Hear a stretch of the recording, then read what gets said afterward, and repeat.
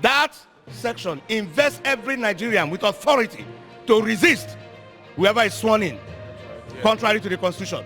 Every Nigerian in every station of life, wherever he is. That is an order from the Constitution to that person. This is probably the most eloquent way anyone has put the travesty Nigeria is calling an election in words. Listen to this plaintiff lawyer and you will see why Tinubu and his people are making a terrible mistake. Well, we were here on Wednesday. The court gave us Wednesday as a day to come for our ruling. And then we were given the same information that the court was attending a conference and that the ruling had been adjourned to today. So I take it that at the time they were adjourning to today, they already knew that they would be out of whatever conference they were going to have. So we're here back today, and they are giving us the same excuse of the court attending a conference. We don't think that that is a fair way to treat us. You see, this thing, everybody has rights. I think the impression that as litigants, as people who approach the court, we have no rights. We are absolutely at the mercy of the system. It's a very wrong one. What we have lost, the rights that we sought is to restrain this swearing in. So by the court not sitting, we've lost a great deal. That's right. So who is going to pay for that? If you came and gave a ruling that we don't have a right, it will be understandable. Now you're seemingly staying away from the court. Makes me understand that we have a right, but for one reason or the other, you cannot find the courage to declare that right. So you are now trying to use absence from the court as a means of depriving me of that right. So I'm going to sue, you're going to pay. You will pay for it. You pay for it. You are going to tell me why you left the court. And we will fight it to Supreme Court. And maybe we will establish as a precedent that Nigerians ought not to be treated in this fashion. That's right. You know, this ruling, it will not take 2 minutes. That's right.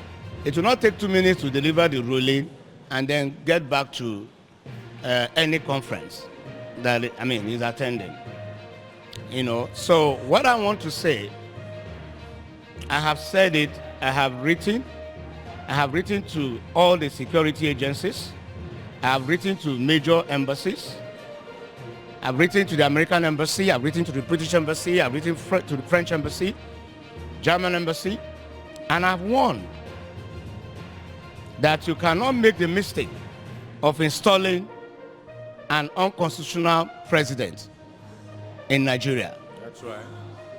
It will have been better that you resolve this question that we brought before the court. We are not saying that the question must be resolved in our favor. We brought the question here to be resolved.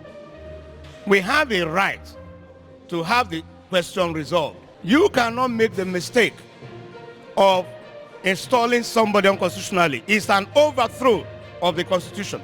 That person, now if you read section 1 subsection 2 of the Constitution, it says no person or group of persons shall be permitted to take control of the federal government or any part of it, take control of federation or any part of it, except in accordance with the Constitution. That section invests every Nigerian with authority to resist whoever is sworn in, That's right. Yes. contrary to the Constitution. That's right. Every Nigerian in every station of life, Yes.